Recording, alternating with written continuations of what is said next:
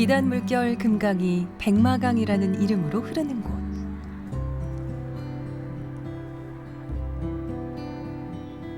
백제에서 가장 큰 강, 백마강을 젖줄 삼아 자리 잡은 도시 부여.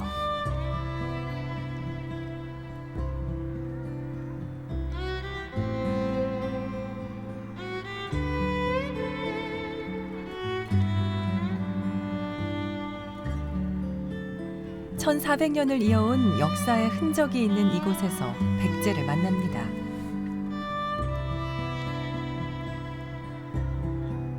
정림사지를 지나 남쪽으로 똑바로 내려오면 오래된 정원 하나가 나타나는데요.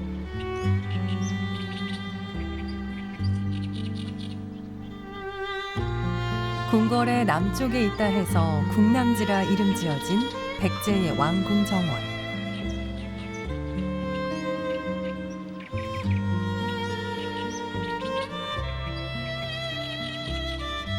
오늘 우리는 이 정원의 이야기에 귀를 기울여 보려 합니다.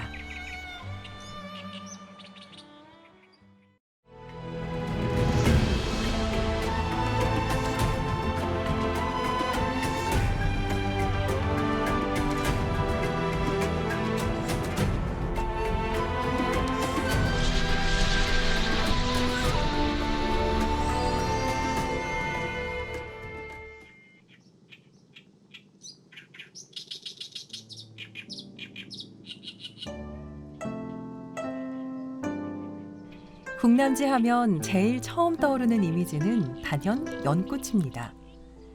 매년 7월이면 우아한 연꽃이 40여만 평방미터의 궁남지를 수놓습니다.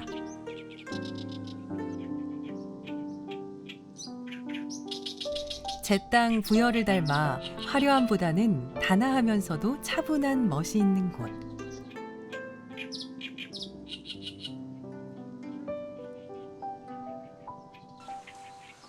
궁남지 안을 깊숙이 들여다보면 다양한 생명이 숨쉬고 있습니다.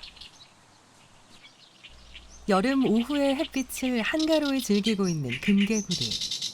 멸종 위기 야생동물 2급으로 지정돼 보호받고 있는 금개구리가 궁남지에 있다는 건 자연 그대로의 환경을 간직하고 있다는 증거일 텐데요.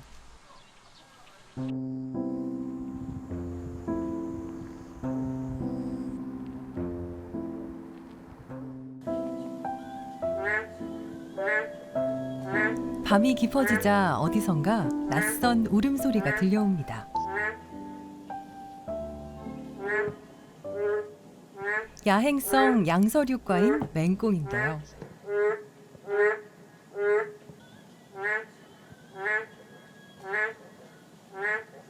금개구리처럼 멸종위기 2급으로 보호받고 있습니다.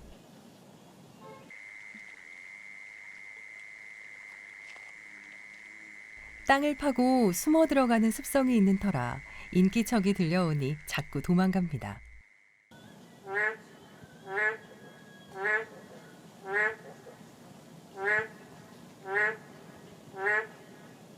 어둠이 내린 이 시간에도 궁남지는 다양한 생명들의 움직임으로 분주합니다.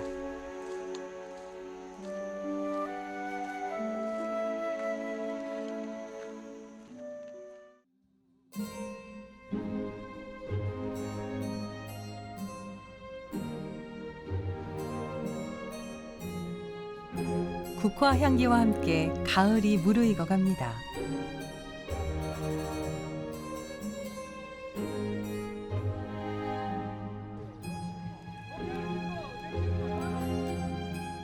가을의 정취를 만끽하려는 관광객들의 발길이 이어지는데요.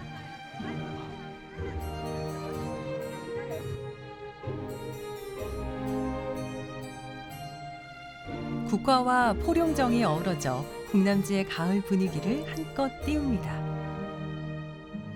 지금 국화축제 중인가 봐요. 국화 너무 많아서 너무 좋고, 여기 여름에 오면 연꽃이 예쁜데 가을에 와도 국화축제 하니까, 가을 하면 또 국화니까요. 가족들이랑 같이 나들이 오면 너무 좋은 장소인 것 같아요.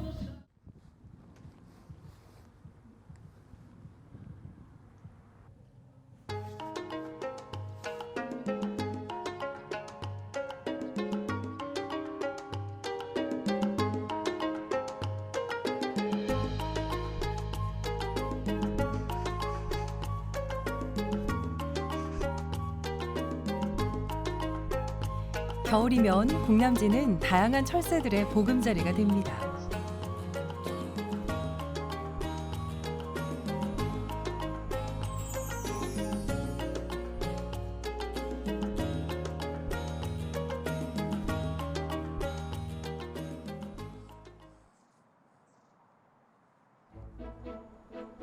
국남지 한켠에 한가족으로 보이는 외가리들이 한가로이 논일고 있습니다. 어미새와 아비새, 그리고 새끼 3마리인데요. 어미는 자나깨나 새끼를 보호하느라 여념이 없습니다. 사람이 지나가자 경계의 눈빛을 보내는데요. 새끼 새들은 어미 마음을 아는지 모르는지 그저 자연을 즐길 뿐입니다.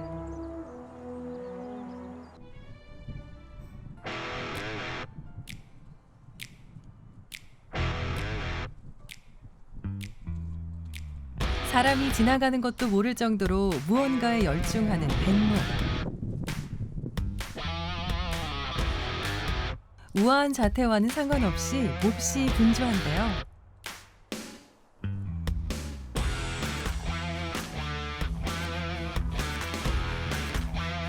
알고 보니 먹이 잡이의 한창입니다. 그런데 백로를 비롯한 겨울 철새들이 이곳 국남지에 모여드는 이유는 뭘까요? 바로 여기에 그 답이 있습니다. 철새들의 먹이가 되는 수중치어가 가득한 거죠. 꽁꽁 얼어붙은 땅 위에서도 국남지의 겨울 이야기는 계속 이어집니다.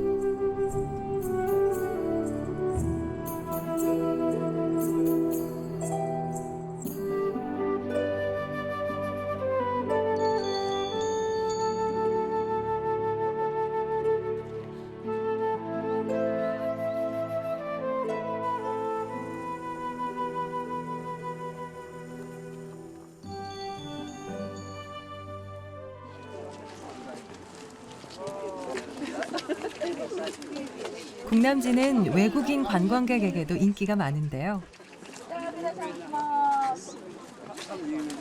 특히 우리의 정원 기술과 문화가 전파된 일본 관광객들이 국남지를 많이 찾고 있습니다.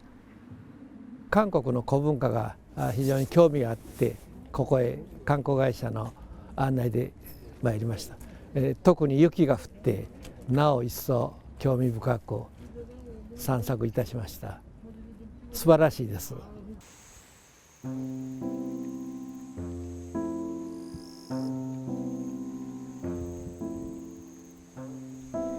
소리 없이 찾아오는 봄. 여기저기에서 꽃망울을 터뜨리며 계절의 변화를 알립니다.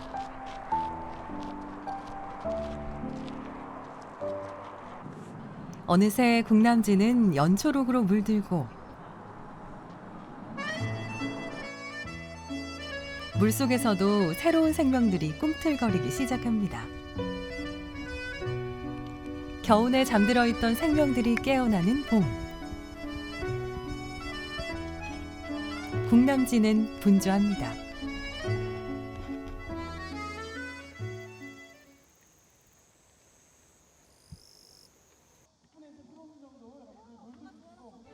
국남지의 가장 화려한 계절.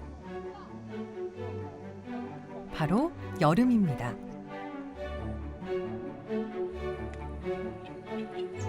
단아하고 우아한 아름다움을 간직한 꽃. 매년 7월이면 40여만 평방미터에 50여 종, 1000만 송이의 연꽃이 피어납니다.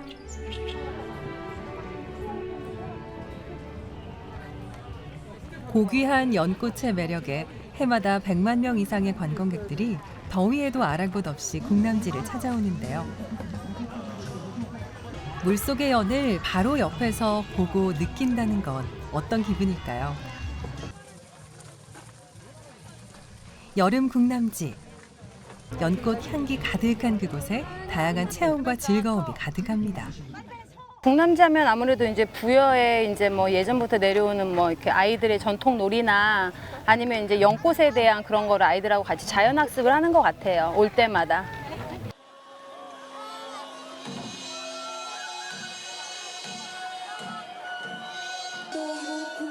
한여름 국남지의 축제장.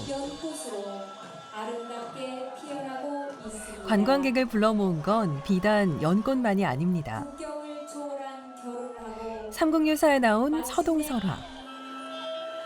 서동과 선화공주의 사랑 이야기에 이목이 집중되는데요. 여기에 백제기약, 미마지 탈춤이 더해져 축제 분위기를 돋웁니다.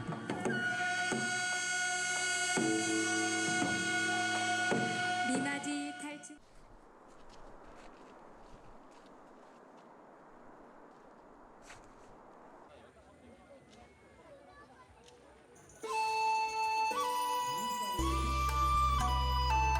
어둠이 내려앉은 시간.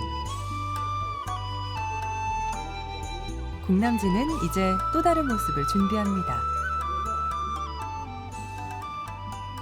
밤이 되면 더욱 많은 관광객들이 찾아오는데요. 한여름의 크리스마스가 연상되는 새하얀 조명이 국남지의 밤을 화려하게 장식합니다.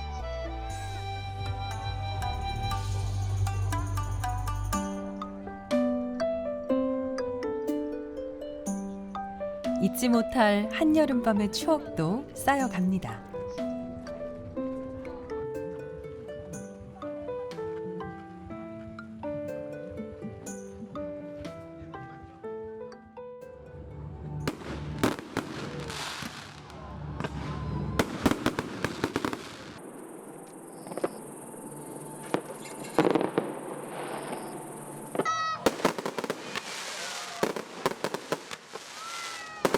불꽃놀이가 시작되면 국남지의 낭만은 절정에 이릅니다.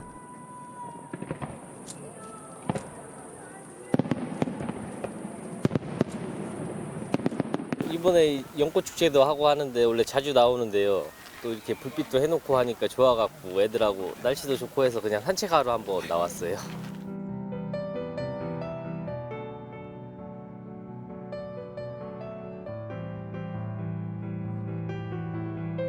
한여름의 국남지는 낮과 밤을 가릴 것 없이 쉴 틈이 없습니다.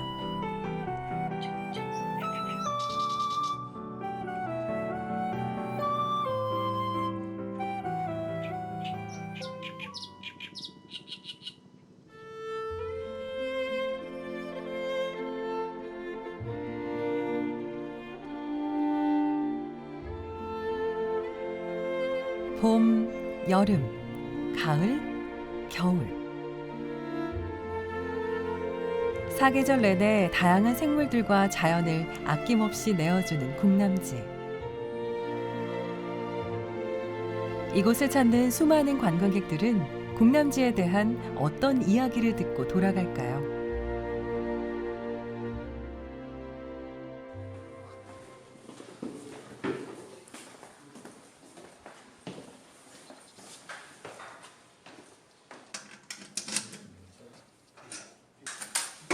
국남지의 역사는 서기 634년으로 거슬러 올라갑니다.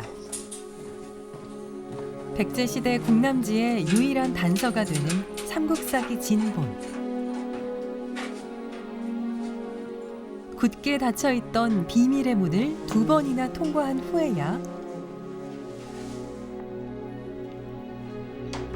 드디어 방송사상 최초로 공개되는 보물 제525호 삼국사기 진본을 만나봅니다. 고도의 건축 기술, 화려함보다는 우아함, 절제된 예술적 감각을 지녔던 백제. 그 시대 왕궁 정원의 모습은 어땠을까요? 3월, 그런 3월 달에 천지역 궁 남쪽에 연못을 파서 인수 20여리의 물을 끌어오고 사안 시기양요 네 언덕에 버드나무를 심고 수중 축 도서 그 물속에는 섬들을 만들었으니 거의 방장선산이라 방장선산을 본다.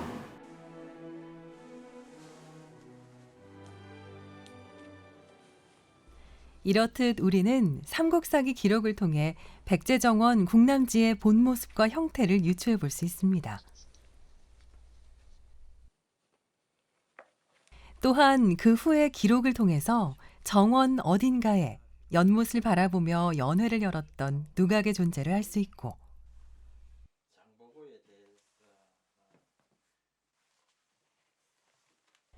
궁남지가 큰 배를 띄울 수 있을 정도로 큰 연못이었음도 알 수 있습니다.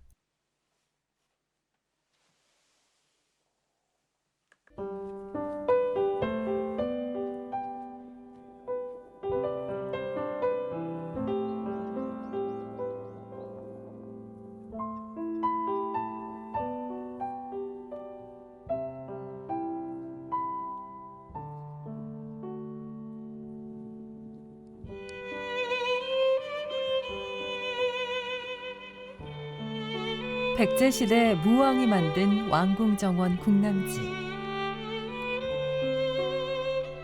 하지만 백제 멸망 이후 세월의 풍파에 휩쓸려 그 흔적조차도 발견할 수 없습니다.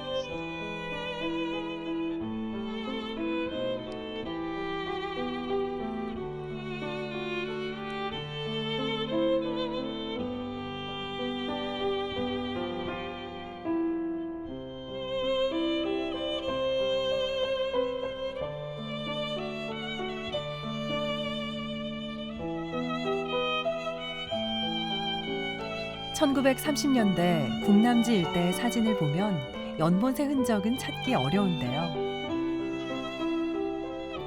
저습지를 들고 나는 물길이 있었음을 추측해 볼 뿐입니다. 이곳에 무엇을 근거로 지금의 궁남지를 만들 수 있었을까요? 땅속에 묻혀있던 백제시대 궁남지를 긴 잠에서 깨운 건 1964년. 고 홍사준 당시 부여박물관장입니다. 60년대에 들어와서 우리나라의 주곡 자립 정책이 강화됐다 보니까 궁남지 주변의 땅들이 국유지였는데 민간인한테 불화가 되기 시작해요.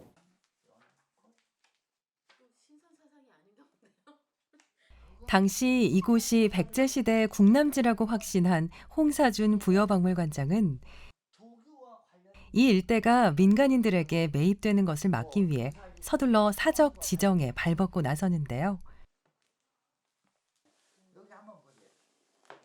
궁남지 추정터 전체의 매입을 막기에는 역부족이었습니다. 현재 궁남지 중앙부에 있는 버드나무가 심어져 있는 그 안쪽의 부분만 그 당시에 민간인들이 매입을 하지 않았기 때문에 그만큼만 궁남지로 조성할 수뿐이 없는 그런 사정이 있었습니다. 이렇게 현재 궁남지의 크기와 형태는 민간인들이 땅을 매입하는 과정에서 만들어진 것입니다. 또 급박하게 사적으로 지정하면서 그 부분만 궁남지 터로 지킬 수 있었던 겁니다. 문화재보다는 쌀 한 톨이 더 귀했던 시절, 궁남지 터라는 확신과 민간인 매각을 막으려는 노력이 없었다면 백제정원 궁남지는 역사 속으로 영원히 사라졌을 것입니다.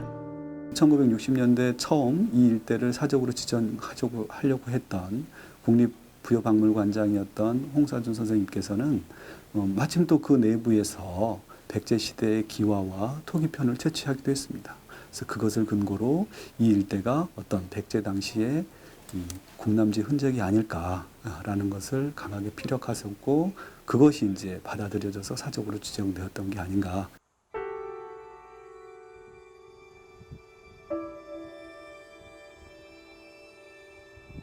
역사의 흥망성쇠에 따라 운명이 오고 갔던 궁남지.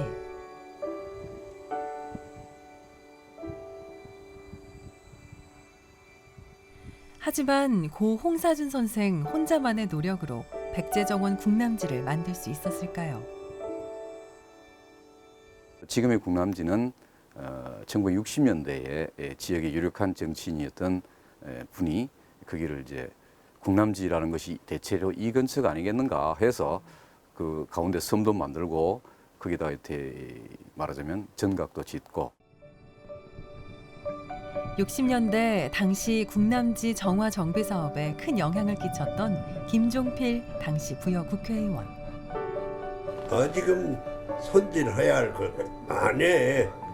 그거 다 끝내고 경주는 그때 대통령이 직접 앞장서가지고도 복원했거든. 그러나들 이거 끝나면 부여해서 백제 문화관장 유네스코에 등록되고 세계 문화든 값어치를 이제 발휘하자. 그러는 여기 손대기 전에 돌아가셨거든. 그래서 아주 거품이 돼버렸지. 일본 불교가 아주 생활 불교가 되어 있는데. 그래서일까요? 김종필 씨는 부여에 대한 애향심과 더불어 국남지 정화 정비 사업에 적극적인 정치력을 발휘합니다. 이것이 지금의 국남지가 존재할 수 있었던 이유이기도 합니다.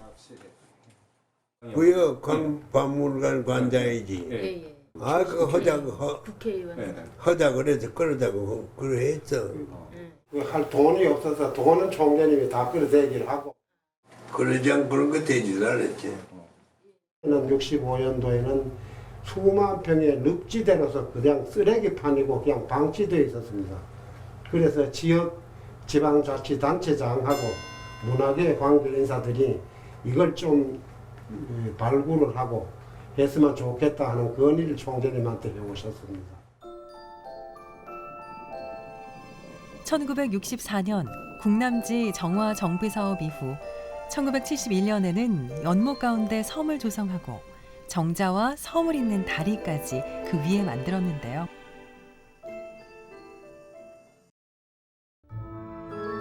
연못 안의 섬은 인간이 닿지 못하는 이상세계를 표현한 겁니다.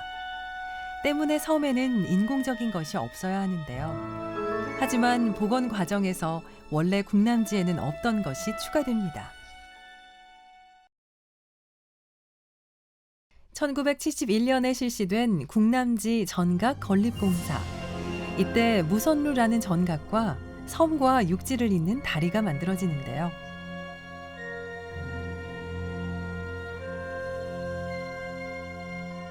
당시 어떠한 고증 없이 임의로 지어진 무선루라는 이름은 다시 삼국유사의 서동설화를 근거로 포룡정이라는 이름으로 오늘에 이르게 됩니다.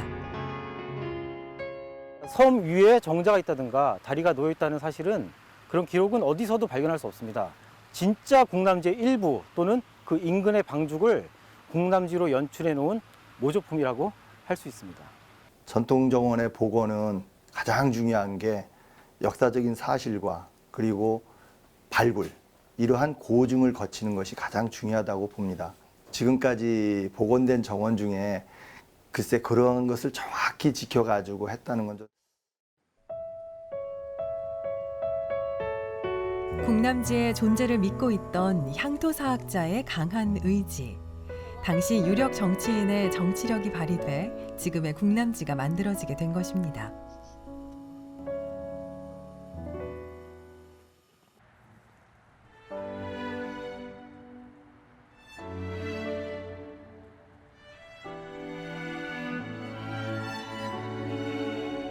그렇다면 백제시대 국남지는 어떤 모습이었을까요?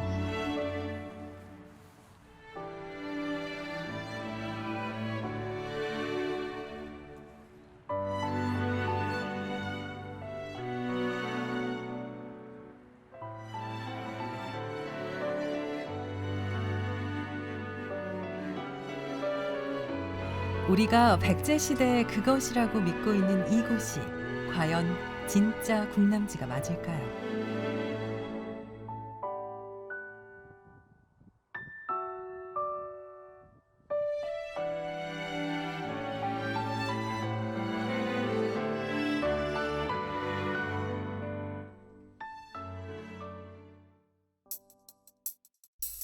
국남지 발굴 조사는 1990년부터 지금까지 11차례 있었습니다. 국립부여박물관과 국립부여문화재 연구소에 의해 이루어졌는데요.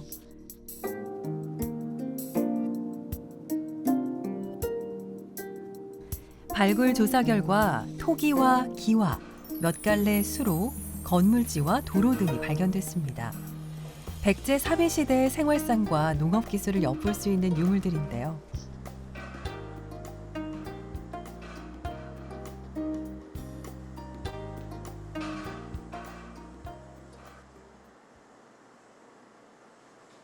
왕궁 정원의 흔적이나 왕실의 유물은 전혀 찾아볼 수 없었습니다.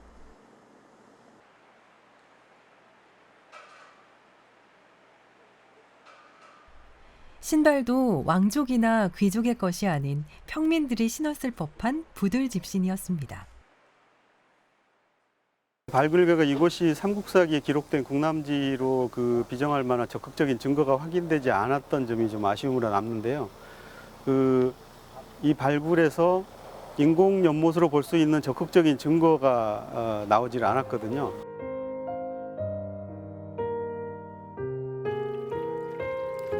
(1930년대) 일본인에 의해 정밀하게 측정된 지도를 보면 국남지는 구불구불하고 물이 가득 찬 매우 큰 연못입니다.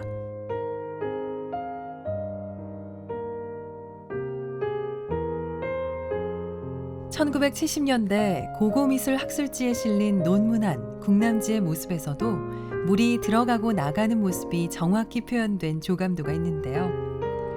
30년대 지도의 그 모습과 매우 유사하게 표현돼 있습니다. 우리는 30년대의 정밀 지도와 70년대의 조감도를 통해 국남지의 모습을 추정할 수 있는데요. 국남지 그 자체는 그 실체, 우리가 흔히 말하는 그 고각적인 근거는 아직 찾지 못하고 있다는 것이 현실입니다.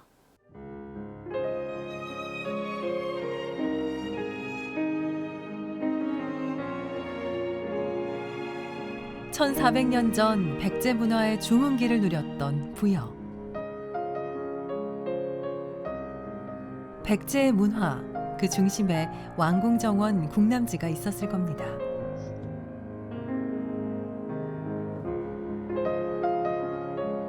(2007년을) 끝으로 국남지 발굴 조사는 멈춰 있습니다. 이곳이 기록 속의 국남지가 아닐지도 모른다는 것까지만 밝혔을 뿐. 지난 10년간 더 이상 진짜 국남지를 찾으려는 노력은 없었습니다. 단지 상상의 이야기에 현대의 이야기가 더해진 변화된 국남지만 있을 뿐입니다.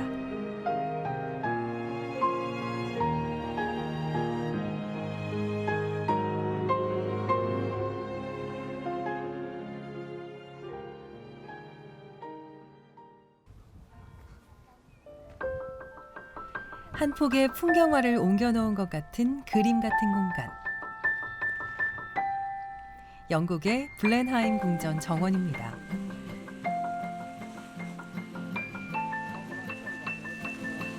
바로크 양식의 고풍스러운 건물과 정원이 조화롭게 어우러져 있는데요.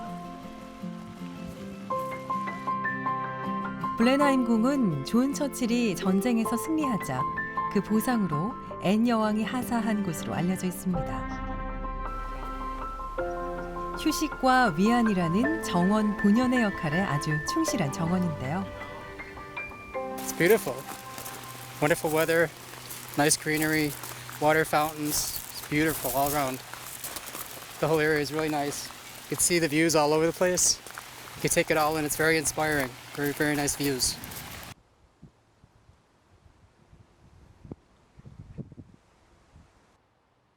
영국 수상을 지낸 윈스턴 처칠이 태어난 곳으로 처칠 공원도 조성돼 있는데요. 길을 걸으면서 처칠의 업적을 확인해 볼 수 있습니다. 또 다른 한켠엔 한가로이 풍경을 감상할 수 있도록 의자가 디자인된 정원도 있는데요. 이 모두가 블렌하임 정원 안에 최근 조성된 현대식 정원입니다. I don't think it is set in stone anywhere.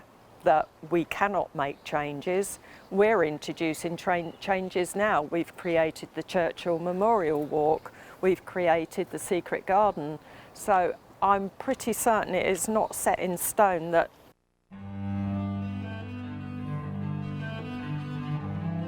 궁 주변으로는 시대에 따라 조성된 바로크풍의 정형화된 이탈리아식 정원과 프랑스식 정원이 있는데요. 다양한 유형의 정원들이 공존하면서 또 다른 영국 정원을 이끌어냅니다. 영국을 대표하는 정원 양식은 풍경식인데요. 블렌하임에서 오로지 풍경식 정원반을 고집했다면 정원의 가치는 어떻게 평가됐을까요? 영국의 정원은 시대별로 새로운 정원들을 원형 훼손 없이 조화롭게 조성함으로써 또 다른 영국다운 정원을 만들어냈습니다. 이렇게 변화와 혁신으로 300년 세월 동안 블렌하임궁 정원의 기품이 이어져 온 것입니다. the tradition, obviously, of the gardens have to be very British. We're a British historical house, so it needs to be a British aspect to it. But you also need to bring the changes and to keep things fresh and alive, to keep visitors coming back to this beautiful attraction.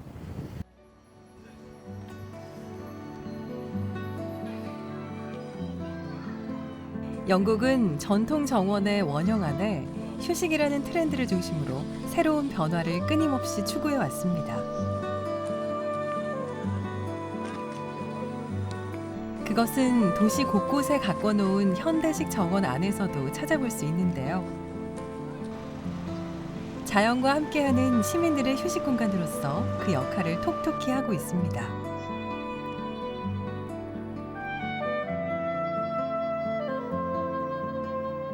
영국인들에게 정원의 복원은 최초의 모습 그대로의 재현이 아닙니다.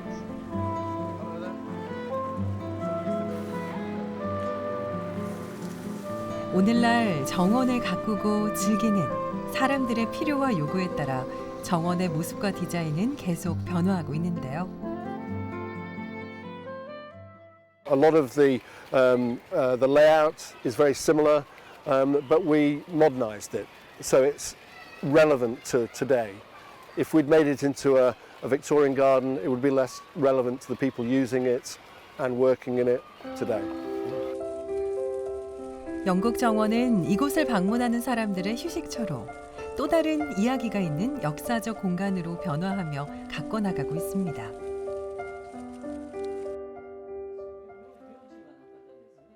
일본 최고의 역사서인 일본 서기는 백제의 정원 기술이 일본으로 전파됐다는 사실을 기록하고 있습니다.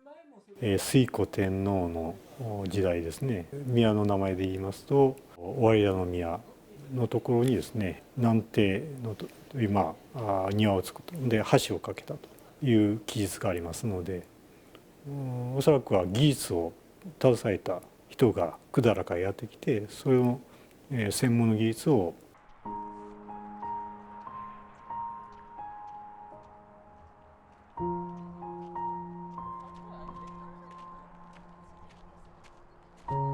일본은 현재 세계적인 정원 문화를 자랑합니다. 일본의 3대 정원 중 하나인 가이라쿠엔. 이곳에서 일본 정원의 정수를 만날 수 있는데요. 매화가 피어나는 봄이 되면 가이라쿠엔의 아름다움은 최고조에 이릅니다. やはりね、この広い敷地内に何千本という梅の花が咲いている。それを春一番っていうかね、その春を感じながら歩くというのは最高だと思うんです。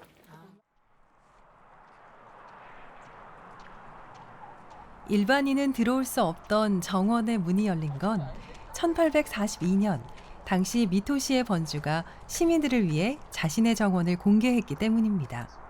시민들이 번주의 공간을 즐길 수 있도록 한 거죠. 자연을 있는 그대로 축소해서 옮겨놓은 이곳은 정원 안에서 다양한 자연을 만날 수 있습니다.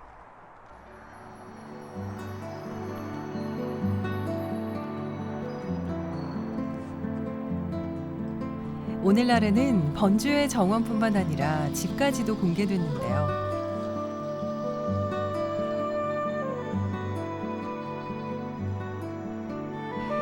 3층으로 된 이 건물에서 바라보는 정원의 풍경이 아름다워 많은 사람들이 찾고 있습니다.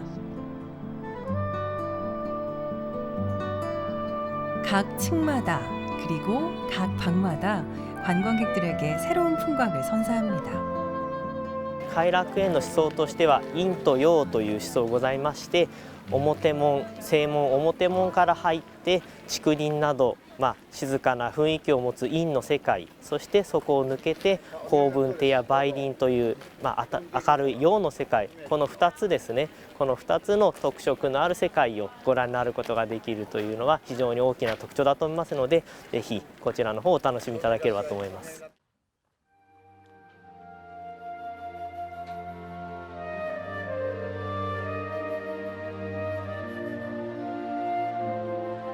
거대한 자연을 축소해서 사람과 자연이 함께할 수 있는 공간으로 만들어낸 정원.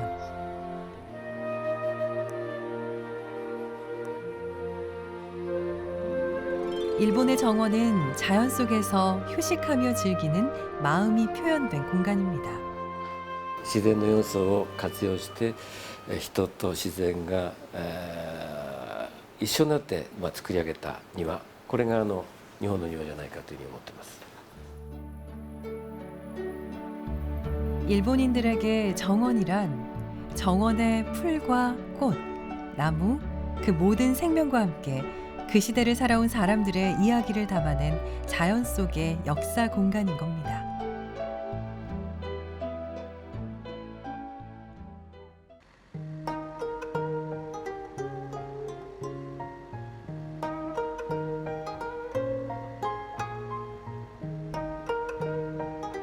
(538년) 사비천도 이후 왕권을 강화한 성왕, 그리고 그 뒤를 이은 무왕은 백제 문화의 중흥을 이끌어냅니다. 찬란한 백제 문화가 꽃을 피우던 서기 634년, 무왕은 궁의 남쪽에 왕만의 사적인 공간이자 자연과 함께하는 휴식이 있는 공간 정원을 만드는데요.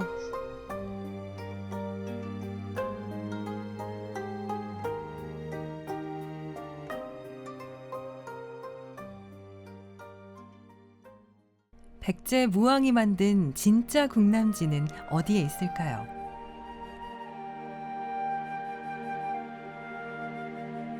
(3월) 궁궐 남쪽에 못을 파서 물을 20여 리에서 끌어와 사방의 언덕에 버드를 심고 물 가운데 섬을 만들어 방장선산을 모방하였다. 20여 리에서 물을 끌어오려면 어디에 있는 어떤 물줄기를 이용했을까요? 물이 어디에서 들어오고 나갔는지를 알아야 궁남지의 정확한 위치를 찾을 수 있을 텐데요. 한 10km 정도의 거리에 떨어진 곳에서 물을 끌어들였다라고 한다면 이 사비도성 내에 있다라고 우리가 전제를 할 때 그것은 사비도성 내에 아마 하천, 구체적으로 하면 아마 지금으로는 왕포천이라고 알려진 그 하천에 그 말하자면 물을 끓여다가 아마 그 채웠지 않을까 이런 추정이 가능은 합니다.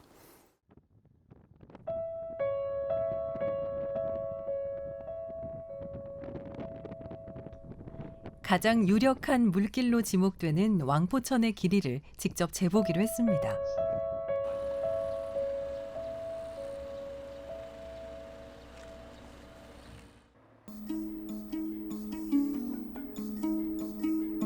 이동이 가능한 만큼이라도 식별이 가능한 왕포천의 시작점에서 궁남지가 있는 서동공원 입구까지의 거리를 재봤습니다.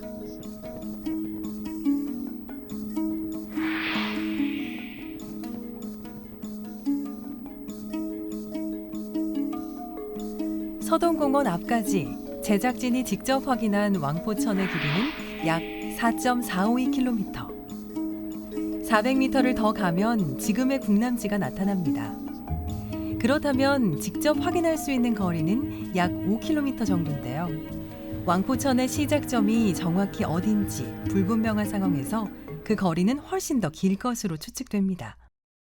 우리나라의 정원은 백제 시대로부터 신라를 거쳐서 고려, 조선 시대에 있어서 방지 형태라고 하는 것이 가장 큰 특징인데 아마도 그 방지원 형태의 시원을 백제 시대의 정원을 찾을 수 있고 그 백제 시대의 정원의 또 그 중심에는 국남지가 있다라고 좀 보고 있습니다. 그 이유는 그 삼국사기 기록에 의하면은 사안이라고 하는 편이 나옵니다. 즉 뇌귀퉁이라고 하는 표현은 곧 형태적으로 추정하면은 네모난 형태가 아니었느냐라고 이렇게 추측해 볼 수 있을 거라고 보여집니다.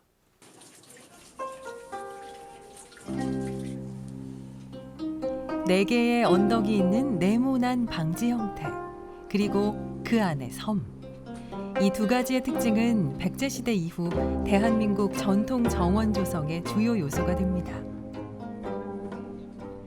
특히 연못 안의 섬은 인간 세계를 떠나 불로장생을 꿈꾸는 신선 사상을 정원 안에 담고자 했던 백제 무왕의 마음을 드러냅니다.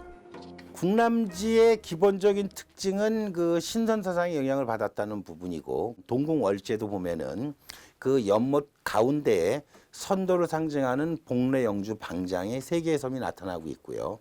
그 다음에 고려시대라든가 조선시대 우리가 잘 아시는 남원의 강알루지라든가 또는 경복궁의 경회주라든가 이런 경우들은 전부 다 중앙에 선도를 상징하는 섬들이 들어와 있는 대표적인 신선사상의 영향을 받은 것들이라고 볼 수가 있습니다. 그런 측면에서 본다 그러면은 국남지는 하나의 어떠한 정원사적인 측면에 있어서 신선사상의 영향을 받은 정원의 가장 대표적이자 시원적인 시초가 된다라고 그렇게 볼 수 있는 큰 의미가 있고요.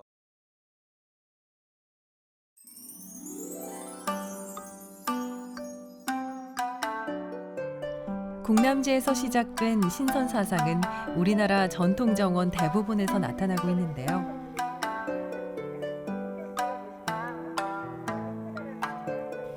(1997년) 세계 문화유산으로 지정된 조선시대 대표 전통 정원인 창덕궁 후원 역시 국남지에서 시작된 신선 사상을 표현하고 있습니다.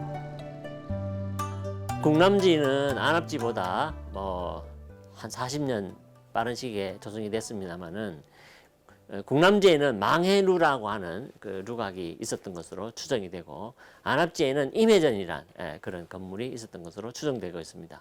둘 다 바다를 바라보는 그런 경관을 건물이 있었던 그 정원입니다. 거대한 바다와 산을 왕궁의 앞마당으로 옮겨온 정원. 삼국시대 왕들은 정원에 신선 사상을 표현한 섬을 조성하고 주변에 정자를 세워 바다를 보는 듯한 기분도 만끽했는데요.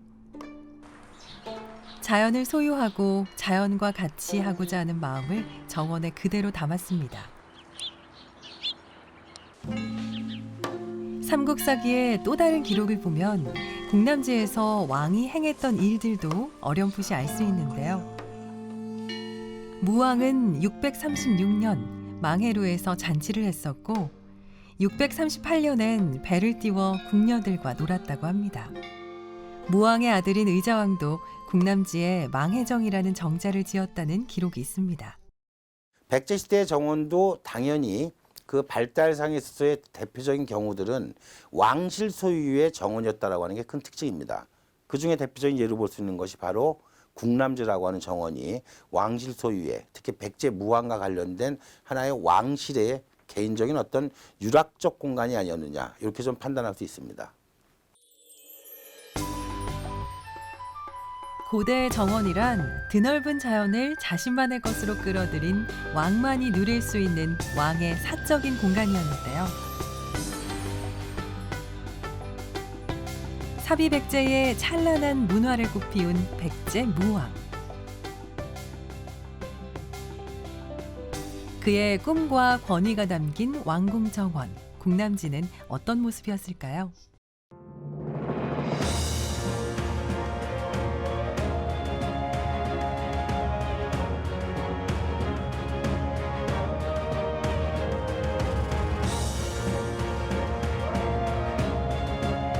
백제 무왕은 정원을 만들기 위해 20여 리의 물을 끌어옵니다.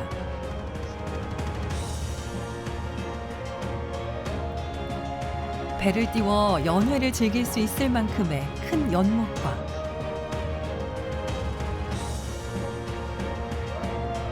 물 가운데 신선 사상을 반영한 인간은 닿을 수 없는 섬을 만들고 4개의 언덕엔 버드나무를 심었습니다.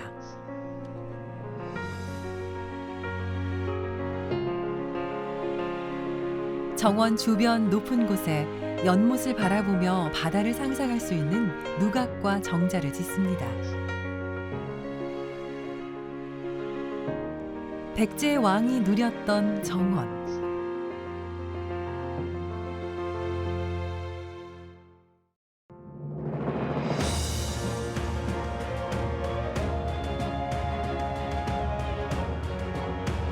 백제 시대 궁남지는 아마도 이런 모습이 아니었을까요?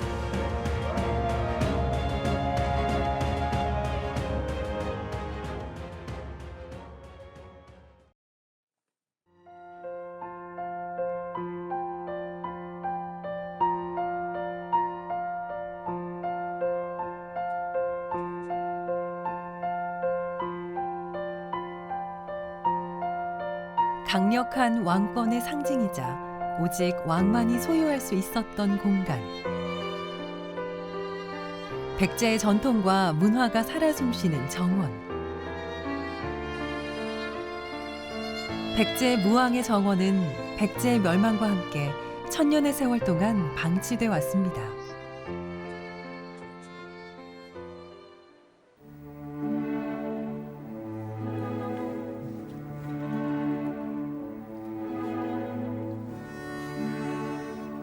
(1400여 년) 만에 되살아난 궁남지는 생명이 살아 숨쉬는 자연 그대로의 모습을 간직한 인간의 휴식 공간으로 탈바꿈했는데요.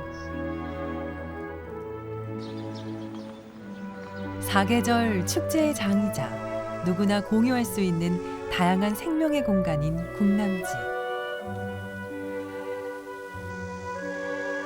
안타깝게도 우리는 지금 진짜 궁남지가 어디에 있었는지, 백제 시대엔 어떤 모습이었는지 알지 못합니다. 하지만 지금이라도 이름뿐인 궁남지에 진짜 백제정원 궁남지의 역사성과 전통성을 더해야 하지 않을까요?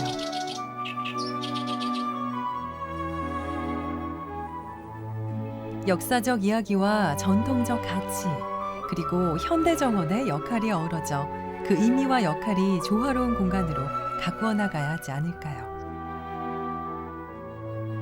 역사성과 전통성이 담긴 정원의 이야기는 꼬리에 꼬리를 물고 그 가치를 더해 나갈 겁니다.